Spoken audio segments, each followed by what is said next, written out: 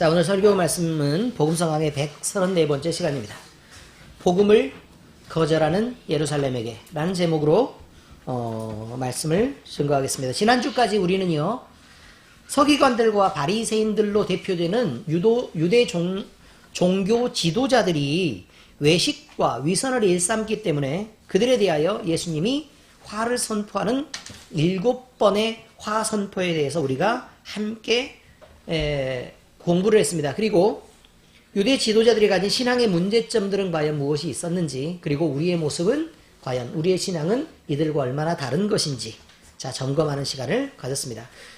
오늘 우리가 함께 나눌 말씀은 예루살렘을 향한 예수님의 탄식과 예루살렘의 멸망에 관한 예언의 말씀입니다. 이 말씀은요, 유대 종교 지도자들 뿐만 아니라 이스라엘 백성들도 얼마나 외식하는 신앙에 빠져 있었는지를 지적하는 내용입니다. 만약에 하나님의 마음을 이들이 얼마나 돌아보지 않았는지, 그리고 이들이 지금 지도자들만 신앙에서부터 많이 벗어나 있고 자기들은 괜찮은 줄 알았는데, 이 내용의 배열을 보면요, 그렇게 되어 있습니다. 유대 종교자들의 화해 선포가 있고 바로 이어져서 이 내용이 등장한다는 사실이 대단히 중요한 것입니다. 우리는 이렇게 이어지는 말씀을 통해 신앙이란, 바르게 신앙을 하려면 어떤 모습을 가져야 되는지 점검할 수 있게 되는 것입니다. 오늘 말씀을 나누는 중에 듣고 또 깨닫는 은혜, 결단해서 돌이키는 은혜가 우리 모두에게 함께 있기를 예수 그리스도의 이름으로 축원합니다. 자, 오늘 본문은 마태복음 23장 37절에서 39절까지 말씀입니다. 이 말씀은요, 병행구절의 뜻이 뭔 줄 아세요? 같은 내용을 동일하게 이렇게 기록한, 이게 병행이라는 말은 이렇게 같은 내용을 기록했는데, 어쨌든 기록자에 따라, 그러니까 이건 저자라고 말할 수는 없어요. 왜냐하면 성경은 저자가 하나님이시고 성령의 감동으로 된 것이니까 하나님이시고, 이거는 그 대피라는 것 정도라고 생각을 하시면 됩니다. 기록자가 신앙 안에서 기록을 하는데 그 사람의 특성이 조금씩 드러나기는 하겠죠. 필체나 눈맥이나, 아니면 복음서를 기록을 하는데, 그러니까 여러 모습인 거예요. 코끼리를 설명할 때 이렇게 다른 부분에서 보고 설명을 하는 것처럼, 복음은 동일한 복음을 발견하는데 누구는 이런 부분에 더 강조점이 있고 누구는 이런 부분을 더 중요하게 강조점이 있고, 또 나는 이 부분에서 또 더 큰 은혜를 받았다, 이런 거죠. 그러니까 예를 들면 하나님의 사랑과 예수님의 섬김에 대해서 은혜를 받아가지고 그 섬김의 삶을 살려고 하는 사람이 있어요. 그런 사람이 있고, 어떤 사람은 하나님은 창조주 하나님이시구나, 그래서 우리는 그 창조주 하나님인 것을 우리는 잊지 말고 우리가 피조물인 것을 분명히 알아야 되겠구나 라고 생각해서 그 부분을 생각하는 부분이 있고요. 또 다른 부분에서 은혜를 받는 건 하나님은 끊임없이 우리를 사랑하되 우리는 진짜 죄인이구나 라고 생각해서 참 죄인으로서 회개하고 하나님 앞에 돌이키면서 살라고 노력하는, 그런 여러 가지 다양한 시각이 있지만 이 모든 것들을 다 합해서 하나님의 복음인 것은 분명히 맞습니다. 그러니까 어느 시각도 왜 이 사람은 이렇게 기록하고 이 사람은 이렇게 기록해서 복음이 서로 틀린 거 아니냐, 이런 말이 아니고 서로 보완해서 복음의 온전한 것을 설명해가는 것이다 라고 여러분들이 이해하고 있으면 되겠습니다. 자, 어쨌든 같은 내용이 나와 있는 것을 병행구절이다 이렇게 얘기하는데, 마태복음 23장 37에서 39절까지 말씀은 누가복음 13장 34절에서 5절까지의 병행구절입니다. 자, 이 내용은 마태복음에서는요, 서기관과 바리새인들의, 다시 말해서 종교 지도자들의 잘못을 지적하고 지금 이 본문의 내용이 나와 있잖아요. 그렇죠? 그런데 누가복음에서는 예수님께서 자기 자신이 예루살렘에서 죽을 것이다 라고, 내가 죽을 것이다 라는 걸 예언을 한 후에 이 말을 적고 있습니다. 이 내용이 주는 의미는 이거죠.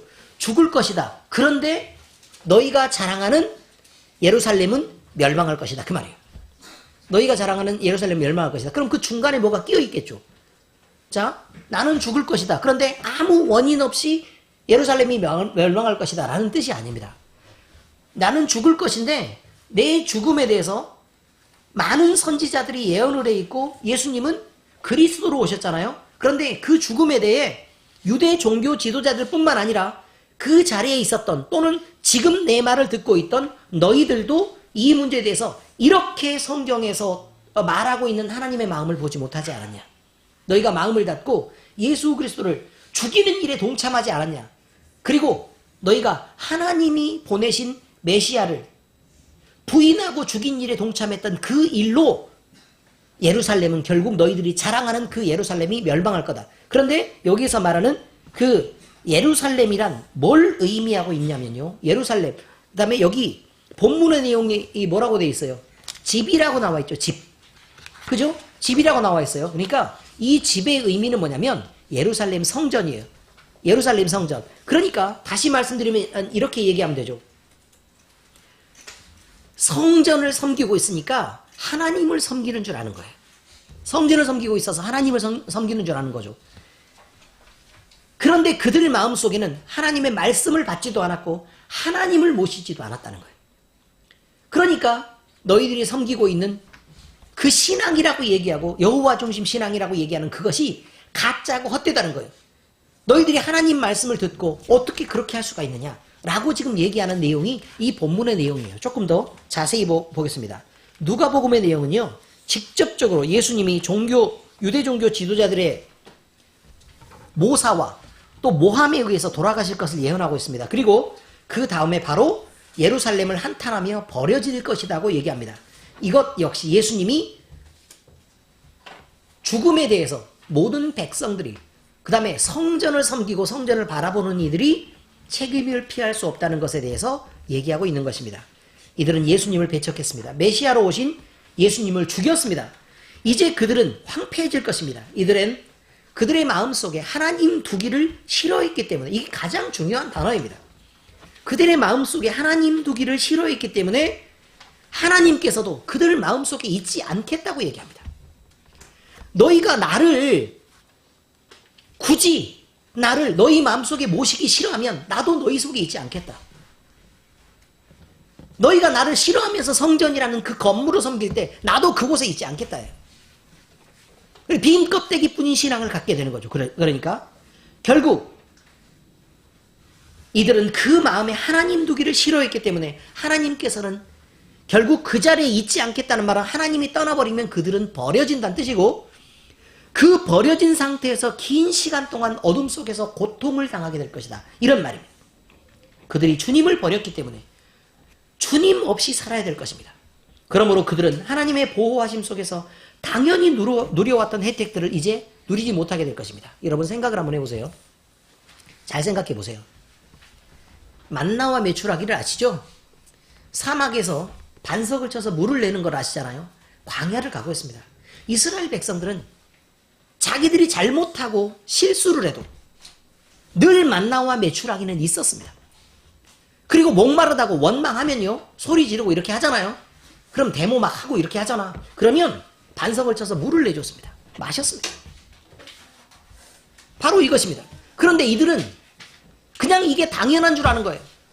매일 그런 삶이 계속 이어지다 보니까 만나도 늘 사막에 있는 거고 메추라기도 날아와서 지가 떨어지고 그럼 우리는 그냥 주워다가 먹으면 되고 사막은 이렇게 풍부하네 라고 생각할 것입니다. 그런데 여러분 그들이 마음속에서 하나님 두기를 싫어해서 하나님이 만약 광야 생활을 하고 있는 그들을 떠난다면 과연 어떻게 되겠습니까? 매일 날마다 흔하게 그리고 당연하게 공급됐던 음식들도 물도 그들을 강렬한 햇빛에서 가려줬던 그 구름도 사라져버리고 그 다음에 밤에 영하로 떨어지는 그 추위를 그대로 맞아야 될 것입니다. 그들은 살 수가 없습니다. 자그마치 100만이 넘는 숫자예요. 어디서 무엇을 구하겠습니까? 옆에 마을 하나 공격한다고요? 사막에 있는? 그거 공격해서 그거 어디다 쓰겠습니까? 며칠이나 먹고 살겠습니까? 이것입니다. 당연하게 하나님의 보호하심 속에서 누려왔던 혜택들이 있었다는 것입니다. 그들이 인정하든 인정하지 않든 간에 말이죠. 그런데 그들이 그 마음속에 하나님 두기를 싫어하니까 하나님은 나도 너희들 마음에서 떠나겠다. 굳이 싫어하는데 내가 뭐하러 있냐. 아마 이렇게 얘기하면 전봉순 집사님이 이해하기 가장 쉬울 것입니다. 성격이 싫은데 뭐하러 내가 거기 가 있어? 라는 성격이 정확하게 딱 맞아 떨어질 테니까요. 그렇지 않습니까? 이것입니다. 그런데 우리가 그러고 있다는 사실을 모르고 있습니다.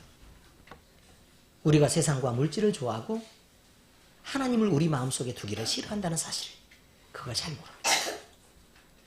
예수님은 이들을 보고 안타까운 탄식을 하십니다. 예루살렘아, 예루살렘아, 선지자들을 죽이고 내게 파송된 자들을 돌로 치는 자여, 암탉이 그 새끼를 날개 안에 모음같이 내가 내 자녀를 모으려 한 일이 몇 번이더냐. 하나님은 이사야 선지자를 통해 이런 말씀을 하신 것입니다. 이스라엘 백성들을 부모의 마음으로 지키셨다고 말씀하셨던 것을 예로 들고 있습니다. 하나님은 본능적으로 지켰다고 얘기합니다. 본능적으로. 내 새끼니까. 여러 선지자들을 보낸 것이 이스라엘을 대적들의 위험에서 지키시려고 하나님이 지극한 열심이 있었음을 말씀하고 계십니다. 이사야 선지자의 말씀을 그대로 읽어드리겠습니다. 31장 5절에 새가 날개치며 그 새끼를 보호함같이 나 만군의 여호와가 예루살렘을 보호할 것이라. 그것을 호위하며 건지며 뛰어넘어 구원하리라 하셨느니라. 그러면 보세요. 그냥 이거를 간단하게 그냥 지키고 있는 게 아니라 되게 바빠요. 하나님이. 엄청 바빠요. 보세요. 나 만군의 여호와가 예루살렘을 보호하실 것이라. 그것을 호위하며 또 건지며 뛰어넘어 구원하리라. 바쁘죠. 하나님이 이런 열심으로 구원하셨다. 그런 말입니다. 이런 열심으로 구원하셨다. 그러나 정작 하나님의 사랑을 받은 그 지극한 관심을 받았던 그 민족들, 그 백성들은 하나님이 계시는 것 자체를 부담스러워했습니다. 뭐하고 똑같은 거냐면요, 엄마가 자꾸 와서 김치도 담궈주고 자꾸 와가지고 애도 봐주고 그렇게 얘기하는데 엄마가 오는 것 자체가 싫다는 것입니다. 오면 한마디 하고 잔소리하고 간섭하고 그러니까.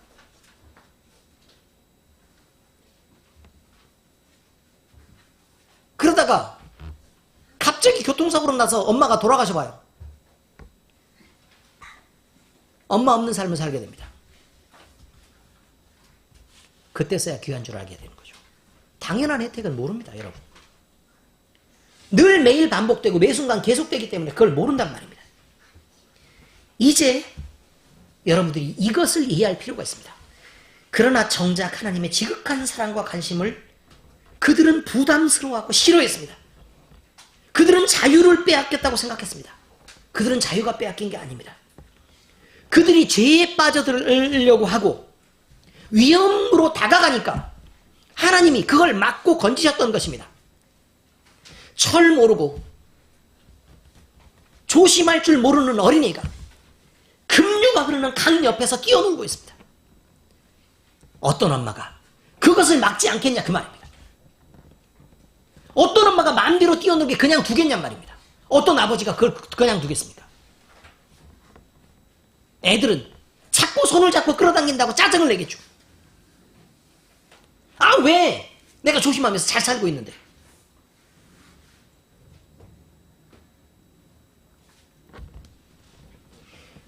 자유를 억압한다고 생각했을 것입니다. 내가 마음대로 놀고 나 알아서 할 수 있는데 왜 자꾸 조심을 시키고 거기로 못 가게 하느냐. 나도 가까이 가서 살짝 풀림만 담궈보려고 그러는 거 아니냐 이거죠.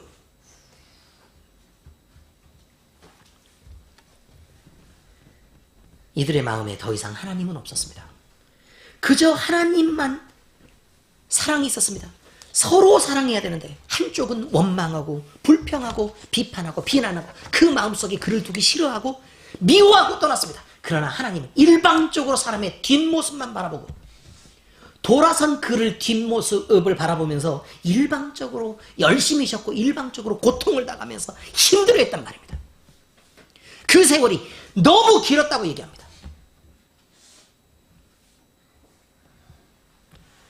이런 그들에게 남은 것은 진노와 심판뿐입니다.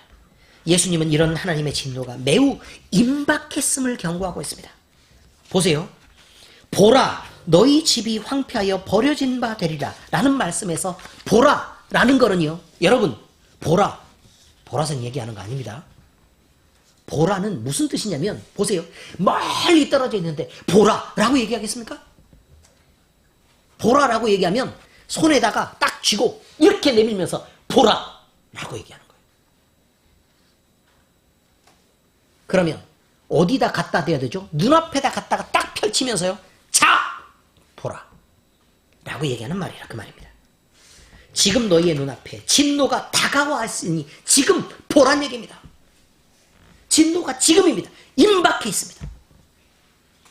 또한 너희 집은 각자들의 집을 의미하는 것이 아니라 뭘 얘기한다고요? 예루살렘에 있는 너희들의 집. 다시 말해서 예루살렘에 거하는 모두의 집인 예루살렘 성전을 얘기하고 있습니다. 당시 예루살렘에 거하는 이스라엘 백성들은요. 식민지, 로마의 식민지로 살아가고 있었습니다. 그죠? 자, 그런데 로마에서 정치를 썩 잘했던 게 아닙니다. 그때 분봉왕이 헤롯이었는데 헤롯이 정치적으로 썩 잘해줬던 게 아닙니다. 그러니까 유대인들의 환심을 살기 위해서 예루살렘에 있는 하나님의 성전을 헤롯이 다시 금으로 막 치장을 하고 엄청 화려하게 꾸몄습니다.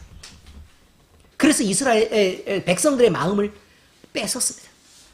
이것이 예루살렘에 있었던 헤롯 성전이라고 불리는 성전입니다. 너무너무 겉모습이 휘황찬란했습니다.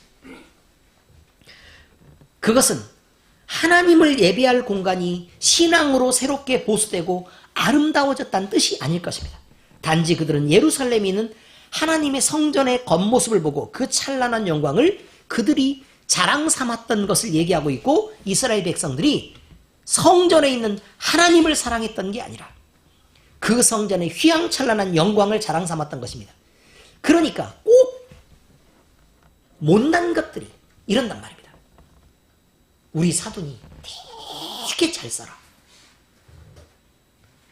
엄청 높은 자리에 있어.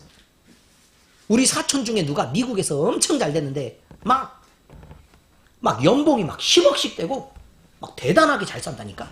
한 달에 1억 버는 건 일도 아니야. 막 이렇게. 그리고 나선 자기는 구질구질한 걸 모릅니다.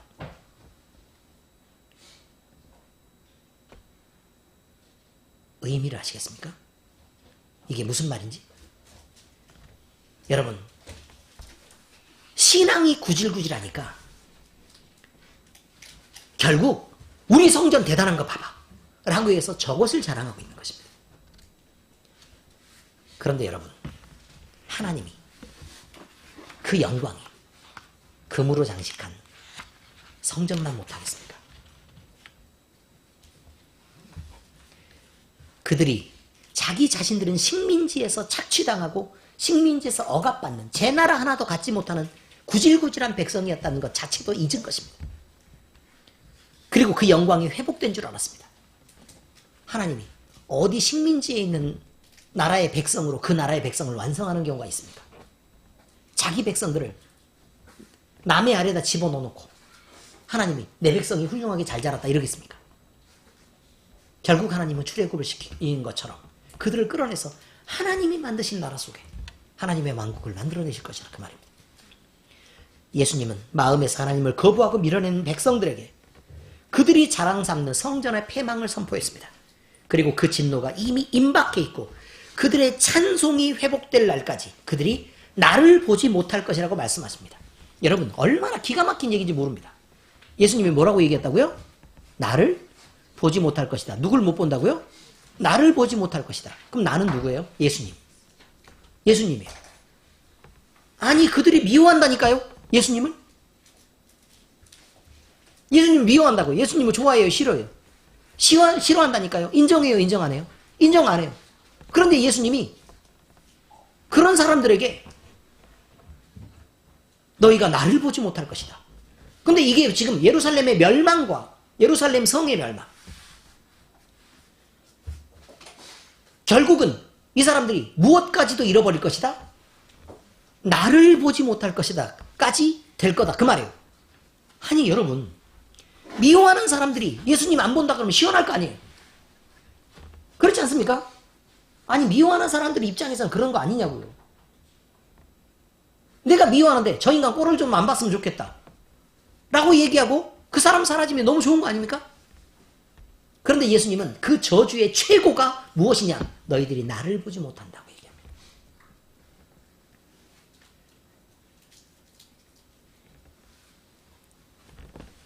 예수님을 배척하는 이들에게 이 말씀은 정말 어이없는 말씀이겠죠. 그들 입장에서는 어차피 보기 싫은 예수님이 내 얼굴을 보지 못하리라 라고 선포하는 일은 어이없는 것이 분명합니다. 그러나 그들은 그때는 알지 못했던 것입니다.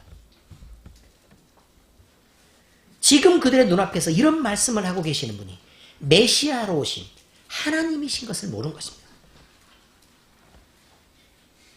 이렇듯 자기 연민과 허영, 못난 자랑에 치우쳐서 하나님의 마음을 아프게 했던 이들에게 선포된 이 저주는 AD 70년에 로마의 티투스 장군에 의해서 이루어지게 됩니다. 그리고 지금 이스라엘 백성들, 지금 말이에요. 지금도 마음이 다쳐서 메시아이신 예수님을 믿음의 눈으로 보지 못하고 그가 하나님이셨던 것과 그가 메시아인 것을 보지 못하고 있습니다. 그 긴 어둠의 터널을 지나면서 그들은 멸망당해서 버려진 채로 수천 년을 지금 살아가고 있습니다. 하나님이 그들을 버리지 않았던 것. 그들이 예수 그리스도를 품은 민족이기 때문에 그 이유 한 가지 외에는 없습니다. 자, 이제 성경 말씀을 적용하겠습니다. 첫 번째 말씀입니다. 마음에 하나님 두기를 싫어하는 자들은 그 마음에서 하나님을 빼앗깁니다. 우리 마찬가지입니다. 우리가 마음에 하나님 두기를 싫어하죠? 그럼 하나님은 우리 마음에서 하나님을 빼버릴 것입니다. 여러분 걱정하지 마십시오. 여러분이 하나님을 싫어하죠? 걱정 안 해도 괜찮습니다. 하나님은 여러분 마음속에 있지 않습니다. 소원해도 그 마음속에 담을 수 없는 분이 하나님입니다. 싫어하면요? 당연히 못 담습니다. 마음껏 싫어하셔도 좋습니다. 망하고 싶으면. 하나님의 사랑을 거부하고 떠나도 좋습니다. 여러분이 자유를, 그 위험한 자유를 마음껏 회복하고 싶어서 그렇게 해도 괜찮습니다. 그러나 그 영혼은 멸망 가운데 있게 됩니다. 지금 우리가 무식하고 몰라서 예수님이 얼마만큼 좋은 분인지를 우리가 알지 못하는 것뿐입니다. 사람들은 자기들이 하나님을 선택해서 믿고 자기들이 안 믿으면 또 하나님을 안 믿는 것인 줄 그렇게 결정하는 자격을 갖고 그런 권세를 가진 줄 압니다. 그러나 그것은 은혜의 가치를 평가절하고 믿음도 선택하면 마음대로 가질 수 있거나 버려지는 것으로 결과되는 명백한 착각입니다. 하나님의 은혜를 가치 없는 것으로 평가하지 마시기를 바랍니다. 하나님을 싫어하는 그는 결국 하나님을 빼앗기고 하나님 없이 살고 하나님을 모르는 채로 죽음을 맞이하게 될 것입니다. 자기 영혼에 그렇게 당당했던 사람은 결국 그 죽음, 자기가 아무것도 할 수 없는 그 죽음에 이르렀을 때 비로소 하나님이 누구신지를 찾게 될 것입니다. 원망해도 저주하고 후회해도 그때는 이미 늦습니다. 마태복음 13장 12절에 무릇 있는 자는 받아 넉넉하게 되되 없는 자는 그 있는 것도 빼앗기리라. 여러분, 믿음은 아무에게나 머무르는 것이 아닙니다. 믿음을 가지고 하나님을 인정하는 자들에게는 더 많은 믿음을 부어주시고 믿음 없이 흔들리려고 하는 모든 자들은 그 있는 것도, 그러니까 원래 가지고 있던 작은 믿음도 결국은 빼앗기게 됩니다. 가만히 놔두지 않습니다. 사탄이 말이죠. 그래서 마음에 하나님 두기를 싫어하는 자들은 그 마음속에 누구를 빼앗긴다고요? 하나님을 빼앗기게 됩니다. 두 번째, 눈이 어두우면 온몸은 아무것도 할 수 없습니다. 온몸이 어둡습니다. 눈은 사물을 보는 감각기관입니다. 눈은 우리 몸에서 가장 약한 지체 중에 하나입니다. 건드려서 쉽게 상처나는 기관이 많지가 않습니다. 그런데 눈은요, 살짝만 닿아도 상처가 납니다. 그만큼 약한 기관입니다. 그러나 가장 존귀한 대접을 받습니다. 그 이유는 눈으로 보는 것으로 모든 지식이익과 환경을 받아들이고 그리고 그것을 통해서 판단을 하는 경우가 대부분이기 때문에 그렇습니다. 다시 말하면 눈이 바로 보면 바른 판단을 내릴 수 있지만 눈이 망가지거나 잘 보이지 못하거나 아니면 보아도 잘못 보면 그러면 판단을 바르게 할 수 없다는 말입니다. 왜곡된 것을 보면 왜곡된 판단을 내릴 수밖에 없습니다. 우리의 영적인 눈도 마찬가지입니다.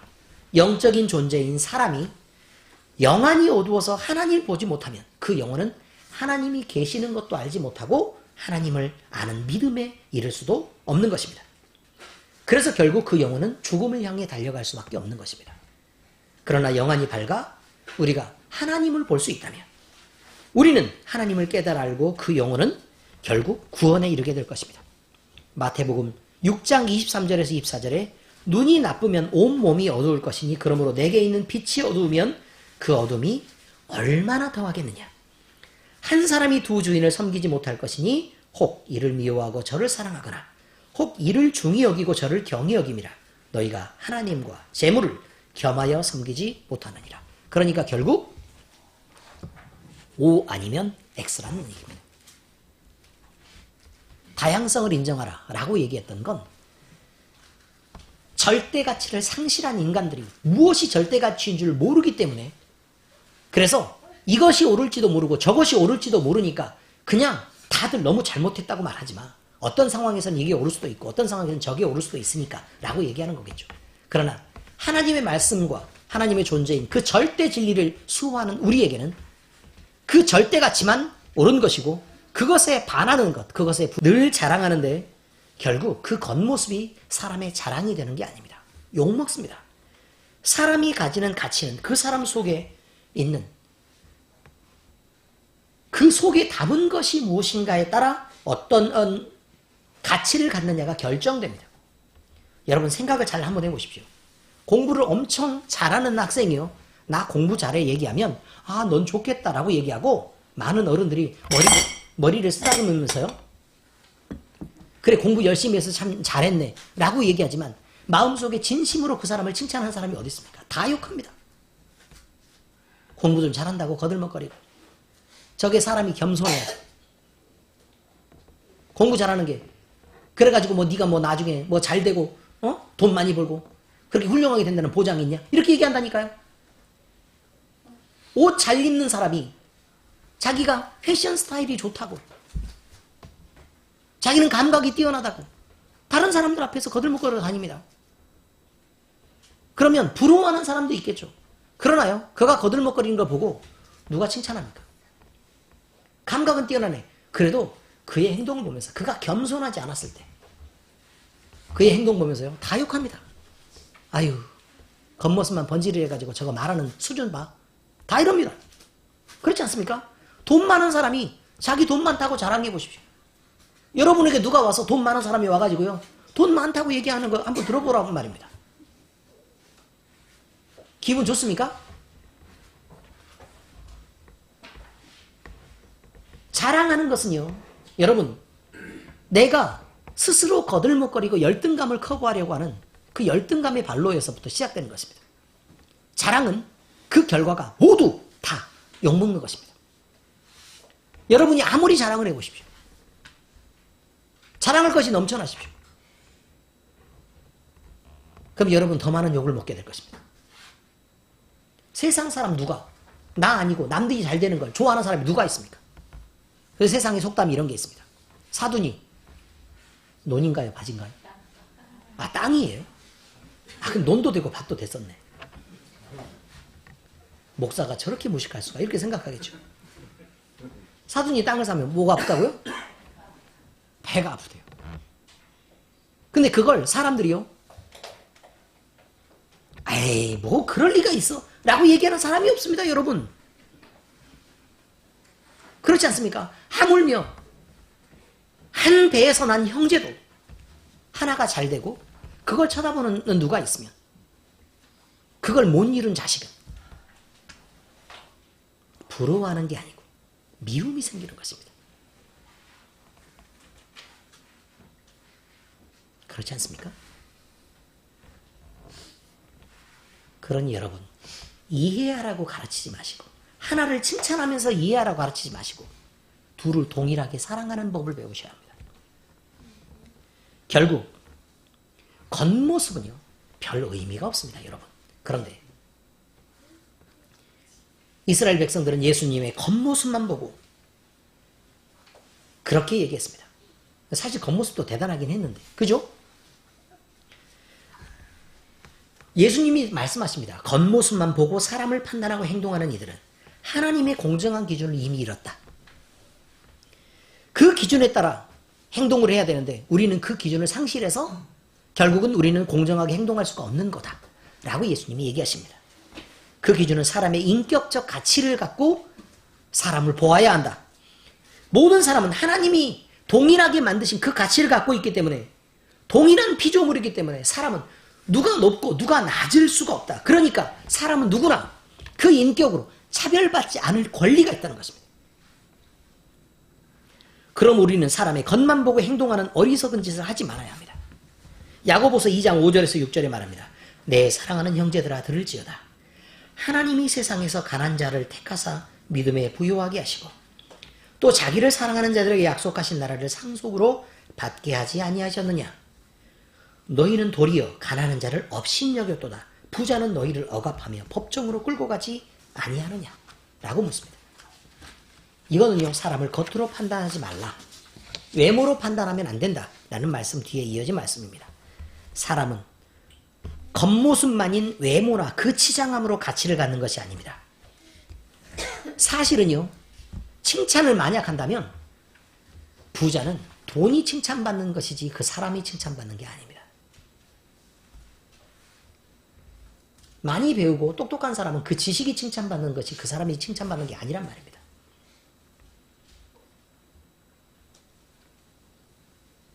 결국 그가 가진 것이 떠나버리면, 액세서리를 벗을 때 결국 그 비싼 액세서리를 내려놓고 나면 사람은 모두 다 동일한 가치를 갖는 것이라 그 말입니다.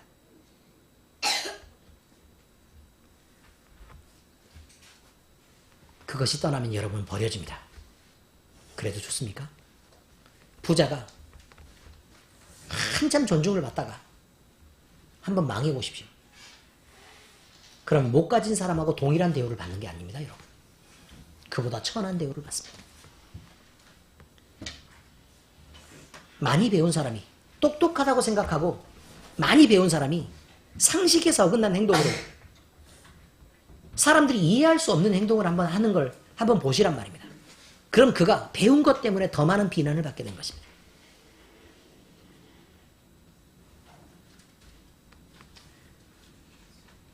그러므로 사람의 가치는 그 내면에 있는 것을 인정하셔야 합니다. 사람이 자기 가치를 높이려면 자기 안에 무엇을 담을까를 고민해야 합니다. 남을 배려하는 훌륭한 인격을 담으시기를 바랍니다. 그러면 여러분은 소중한 사람으로 대우받게 될 것입니다. 자기를 존중하는 사람을 무시하지 않습니다, 여러분. 처음에는 물론 인격이 덜 된 사람, 참 못난 사람들은 그 사람의 못남으로 다른 사람을 무시할 수 있습니다.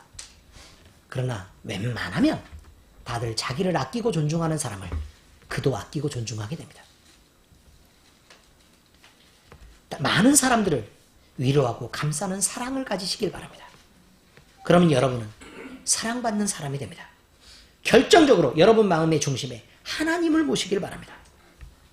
그러면 여러분은 하나님의 가치를 나타내는 사람으로 대우받는 것이 아니라 그 속에 있는 하나님 때문에 여러분이 존귀한 사람이 될 것입니다. 우리 모두는 사람을 만드신 하나님의 뜻을 깨달아서 하나님을 두렵고 떨림으로 사랑하고 또 사람을 차별 없이 아끼는 훌륭한 인격의 성도가 되어야 할 것입니다. 그렇게 모두 되시겠습니까? 그렇게 결단하고 그런 각오를 할 때 여러분 모두 그렇게 될 수 있기를 예수 그리스도의 이름으로 축원합니다. 기도하겠습니다. 하나님 아버지, 부족한 우리를 가르쳐 하나님의 말씀을 듣는 은혜를 주시고 마음을 움직여 찔림을 얻게 하시고 진리의 말씀을 따라 결단할 용기를 주시니 감사를 드립니다. 이스라엘 백성들은 이기적인 욕심과 죄와 육체적 향락을 찾기에 바빠서 하나님을 향한 영적인 눈이 어두워졌고 자기들을 보호하고 사랑하시는 하나님을 보지 못했으며 이렇게 하나님을 미워하고 거부했던 사람들이 할 수 있었던 온갖 폐악을 또 다시 폐악을 일삼았습니다.